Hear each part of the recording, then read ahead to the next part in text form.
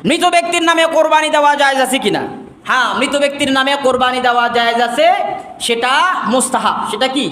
মুস্তাহাব। যদি ওসিয়ত করে যায় তখন কি হবে? ওসিয়ত করে যায় যে আমার মরণের পরে তুই একটা গরু কোরবানি দিবি, আমি তোকে ওসিয়ত করে গেলাম, সেই ওসিয়তের গরু কোরবানি অবশ্যই আপনাকে দিতে হবে, এটা ওয়াজিব।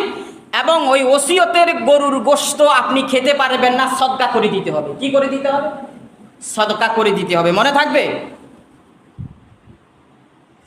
পশুর কোনো অংশ যদি আপনি বিক্রি করেন, যেমন গরুর চামড়া, মহিষের চামড়া যদি আপনি বিক্রি করেন, সেটা আপনি খেতে পারবেন না, সদকা করে দিতে হবে। কি করে দিতে হবে? সদকা করে দিতে হবে, আপনি খেতে পারবেন না।